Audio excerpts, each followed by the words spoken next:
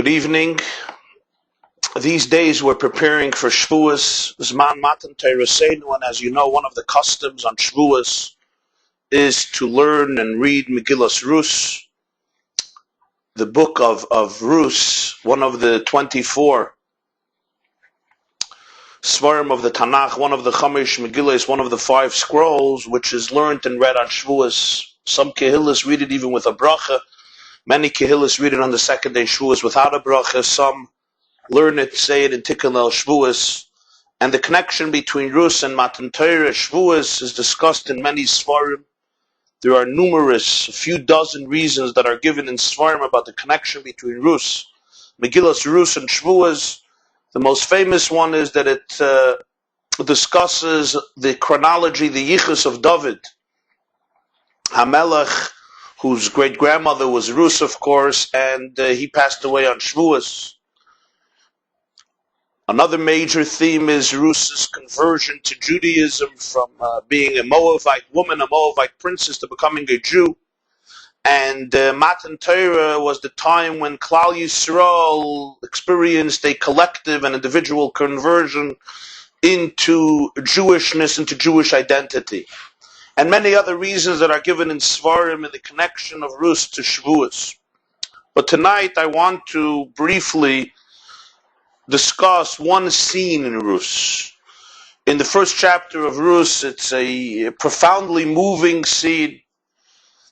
Even as we read it and learn it every year, it doesn't stop to stir our hearts when we discover the commitment, the loyalty that Rus displays towards her mother-in-law and towards the Jewish people, notwithstanding the availability to move on with life. The story, briefly, everybody knows. Elimelech was a Jew who lived in Beis Lechem, and he deserted his people. He moved from Efrat, from Beis Lechem, near Yerushalayim, to Sdei Moav, to the fields of Moav in the Jordan today, in the eastern side of the Jordanian River. He and his wife Naomi and their 2 sons Machlon and Kilyon. Elimelech unfortunately dies, and his 2 sons intermarry.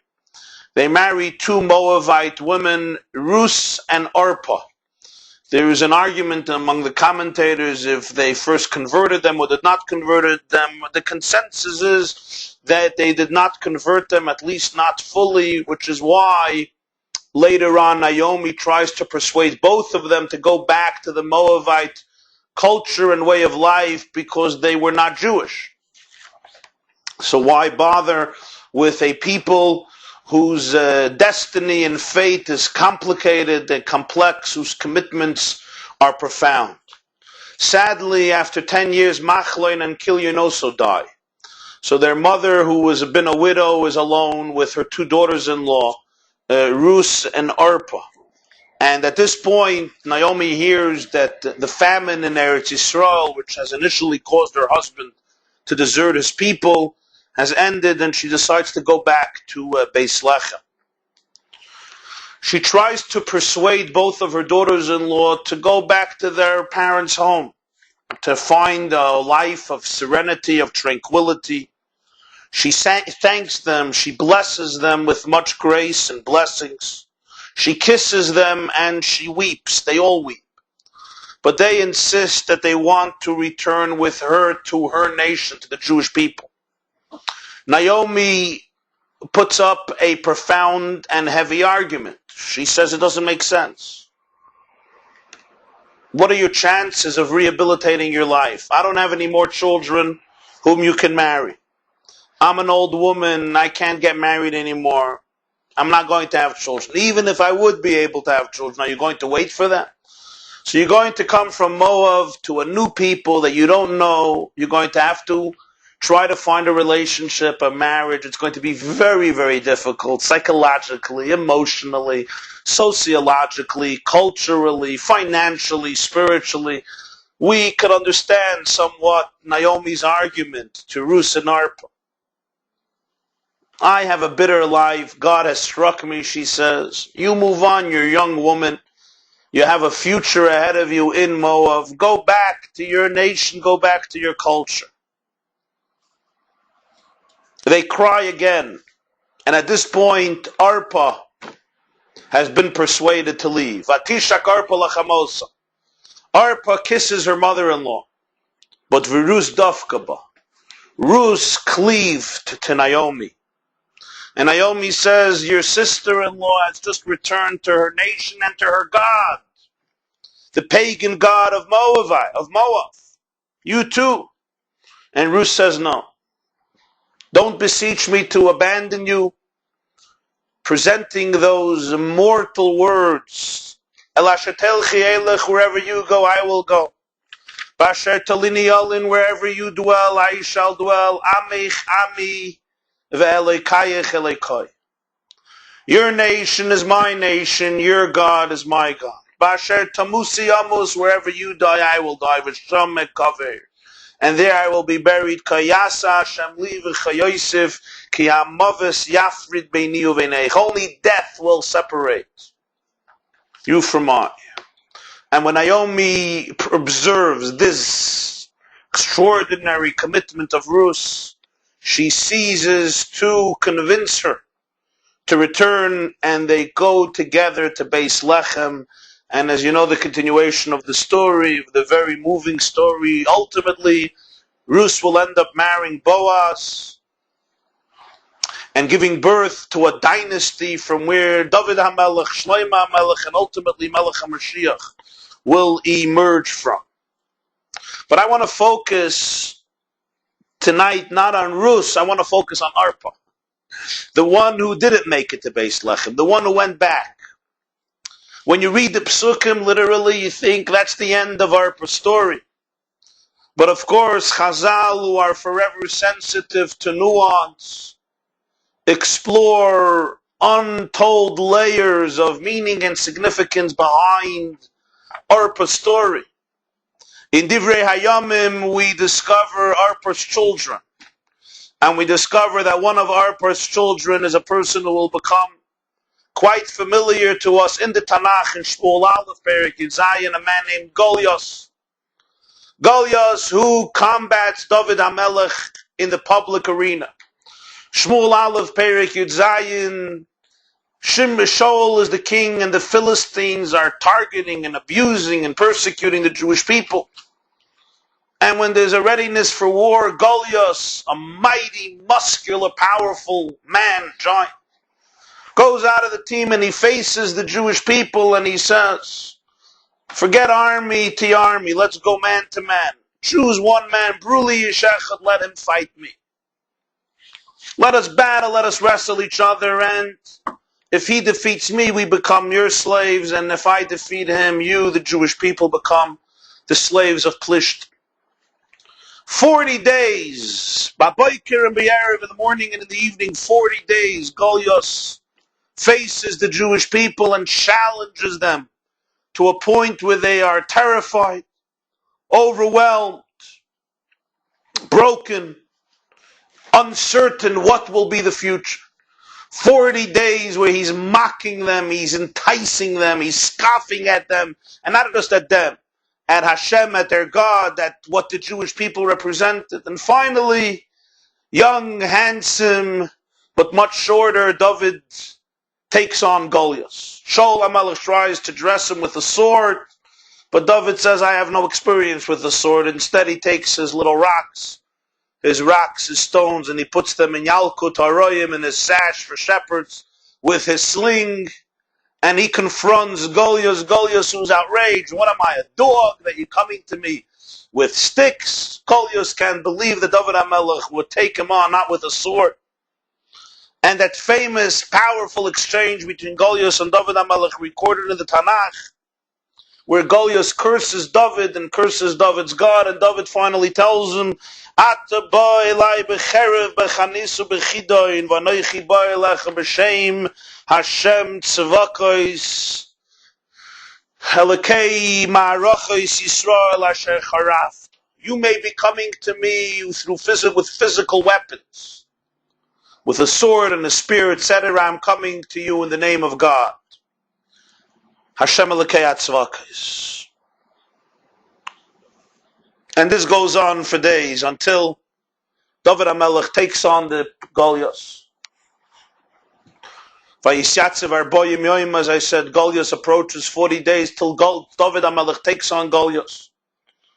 And with the sling, he shoots a stone which hits Goliath's forehead and kills him. Goliath was the son of Arpa, the sister-in-law of Rus. David, of course, was a grandson of Rus. So this confrontation between David and Goliath is seen in the eyes of Chazal as profoundly significant.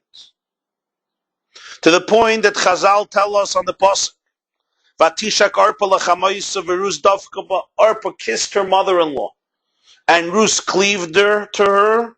Amar Reb Yitzchak, Masechta Soita Daf Mem Beis Amid Beis. Amar Reb Yitzchak, Amar HaKadosh Baruch Hu Yavayu b'nei Anashuka v'yiplu b'yad b'nei Atvuka. Let the children of the woman who was kissed come and be defeated by the children who cleaved on, who connected to Naomi. Because Arpa is Vatishak Arpa lachamois. Bnei Anashuka will be defeated by Bnei Atvuka. Zok Rashi, what's wrong with being kissed? She kissed Arpa, she loved Arpa, because she kissed her to separate from her rather than converting. Versus Rus, who remained, who became a Jewess. Hence the superiority of Rus's choice over Arpa's choice. Yavayu b'nei Anashuka v'yiplu b'yad b'nei Hatvuka.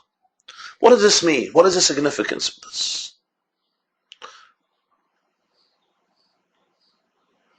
After all, Naomi was persuading Arpa to leave. She didn't want Arpa to come along. Rus too. She wanted Rus to follow Arpa. Rus insisted to remain. What is this? A penalty? As though Arpa did something wrong. Arpa is weeping. Arpa is kissing. Arpa is saying goodbye. Arpa wants to come, but her mother-in-law stages a good argument, so she finally leaves. Rus is stubborn. Yafayu b'nei Anashuka v'yiplu b'yad b'nei Atvuka, as though the Neshuka was doing something wrong. On the contrary, we see much dignity and grace in the behavior of Arpa. She wasn't ready for Rus's sacrifice. Her own mother-in-law did not even want Rus to sacrifice. What do we want from Arpa? The Gemara in Masechta Soita there says something else too. Why did the Plishti come in the morning and at night?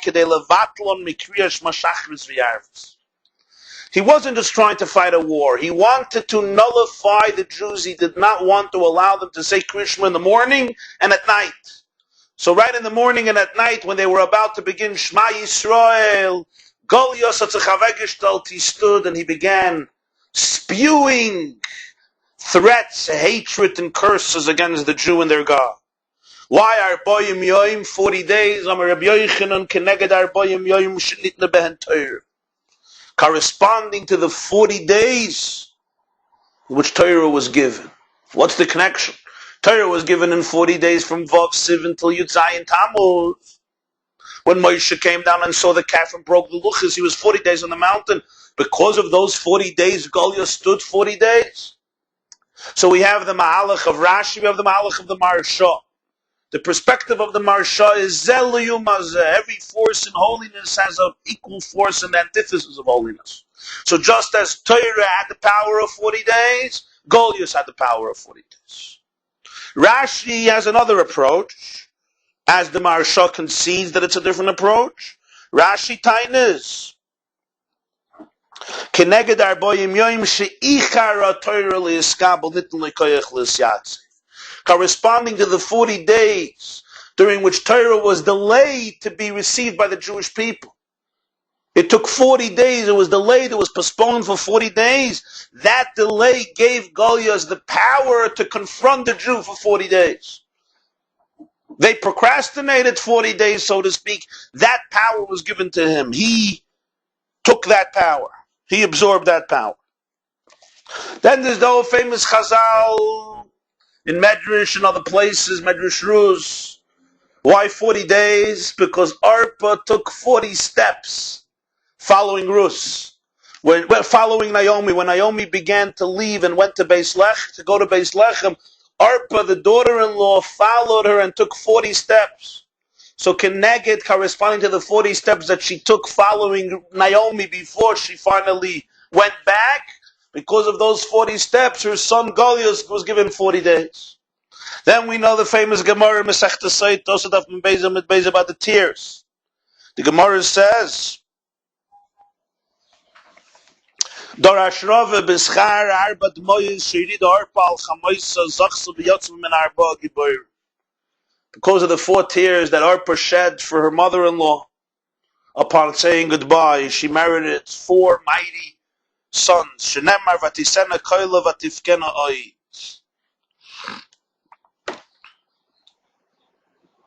4 mighty sons because of the 4 tears. What is the meaning of this? One of the explanations is that in Arpa we have to understand a major battle erupted.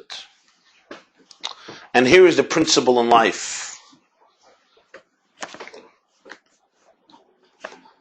The struggles that exist in the hearts of parents will be bequeathed to children.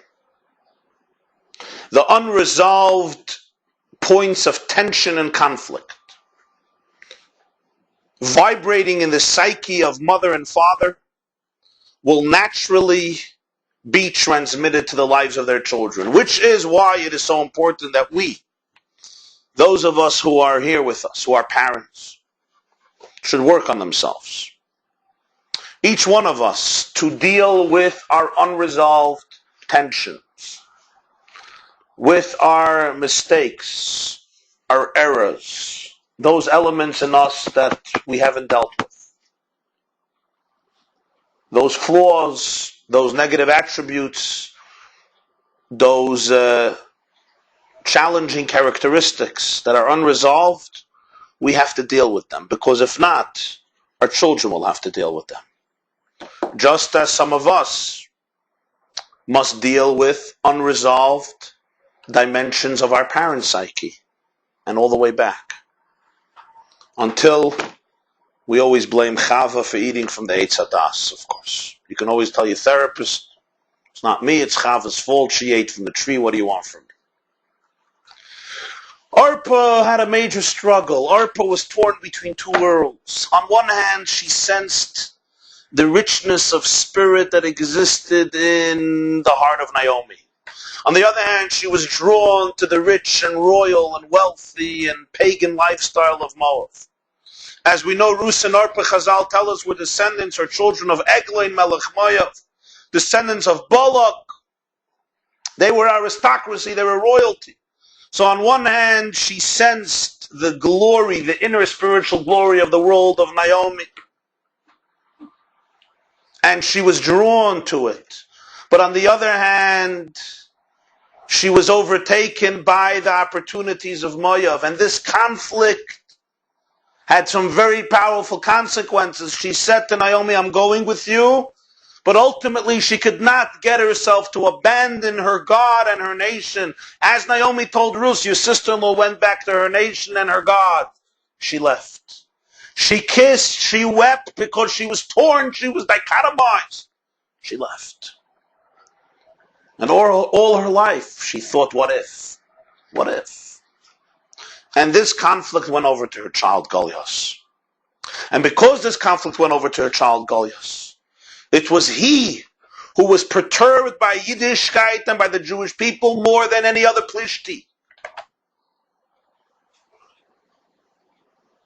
His standing up to Elikei Yisrael, his standing up to David HaMelech, his standing up to Klal Yisrael, was not because of his detachment. On the contrary, so had Geburetunem, his conscience was vibrating within him.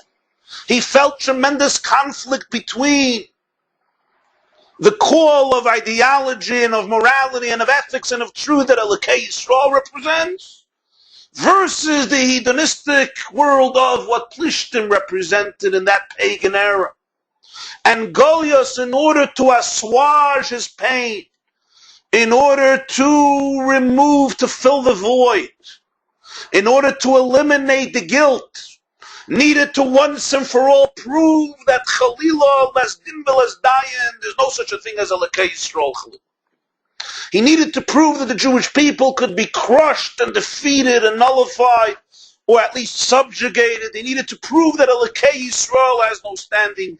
He needed to prove that what David represents is null and void, more than everybody else, because Arpa was restless in one way, and Goliath was so restless in another way. So two things we learn. Number one, our challenges we give over to our children. Number two, when we see rebelliousness, we have to often be able to see beyond the rebelliousness. Sometimes the rebelliousness is not a symptom of detachment, but often of attachment. The pain and the anxiety from the alienation is causing such an intense reaction in the soul of the child. And this is the story of Goliath, and this is Al Pi Chasidus, what the Chazal are trying to intimate.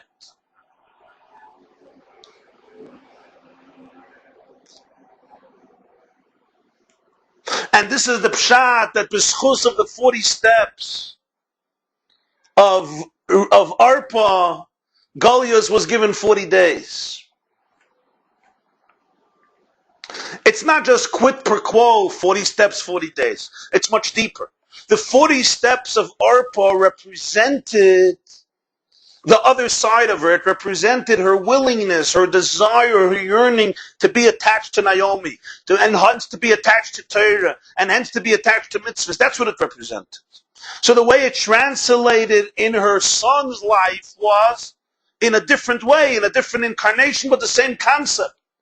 You're looking at him and he's standing 40 days in the morning and in the evening cursing, scoffing, spewing curses and hatred and negative energy, and he wants to destroy them. Essentially, these are the 40 steps of Arpa. Essentially, this is Goliath's way of saying, prove it to me, or else I will prove that it doesn't exist. I can destroy it. Because his conscience was not letting him be tranquil.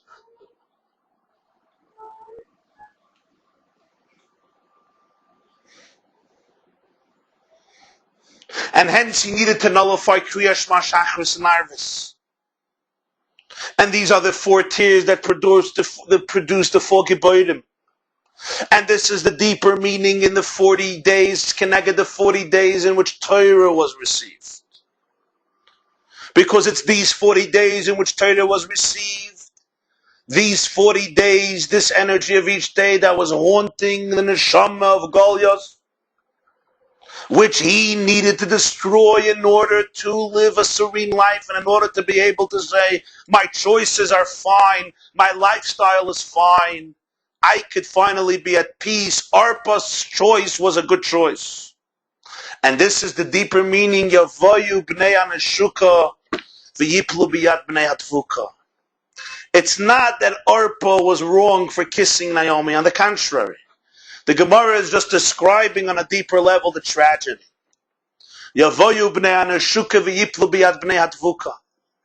Arpa's relationship with Naomi was, they kissed, they had a connection, they had a relationship, but she couldn't commit. She couldn't become davuk. She would kiss the truth, but not connect to the truth. And that's ultimately the difference between Arpa and Rus. There are people who are drawn, they feel a spiritual urge, they feel a yearning. They know at least once a year or once in 10 years that Hashem Elokim Emes, and that Hashem Hu Elokim Einoid Mulvade, and they want to kiss it. And they do kiss it. With tears in their eyes, Vatisena Koile Vatifkena, they'll kiss it. But they're not ready to embrace it. They're not ready to become dovuk. Va'atem atveikim b'Hashem Elokeichem chayim kulchem hayom, Moshe Rabbeinu says. They're ready for contact. They're ready for an emotional contact. They're ready for an inspiration represented by nishikin, by a kiss. Is dapkus rucha berucha, as the Tanya says. One spirit connects to another spirit. But dvuka, to be able to say, Ameich ami ve'elokayich elokoi, Ba'asher Talini Yolun, Ba'asher Telchi Eilech, Ba'asher Tamusi Amus V'Shom Mekover, to be able not only to kiss, but to connect, to have the courage, that to know when you sense what is truth, to commit your life to it, to commit your soul to it, to commit your behavior to the Ratzon Hashem, to the will of Hashem Elokim Emes. This takes a different type of courage. We like to touch, we like to kiss, we like to have the experience, but then to say goodbye. It was very nice while it lasted. And I'll come back next year for another kiss. Yavoyu b'nei hanashuka v'yiplu b'yad b'nei hadvuka. Orpah was the product of the Neshuka. And when it's only a Neshuka, then you can't expect the children to be able to really commit to it. Because the conflict in you, Mame, the conflict in you, Tata, you may have kissed, but since you went away, the child is now torn between two worlds in a more powerful way. So the future of the Bnei HaNeshuka is quite impoverished in the presence of the future of the Bnei Hadvuka. Rus, who connected herself, her children brought David HaMelech to the world. Ne'im Zmiris Yisrael, who defeats Goliath. Orpah, who just wanted the touch, who just wanted the sensual, emotional kiss. Ultimately, in her child, there's a tremendous conflict, and he or she falls. Yiplu b'yad b'nei hadvuka. And this is one of the messages in the connection of Rus to Matan Torah, to Shavuot, because when a Jew receives Torah, there's the option of Orpah and there's the option of Rus. The option of Orpah is just to kiss Torah.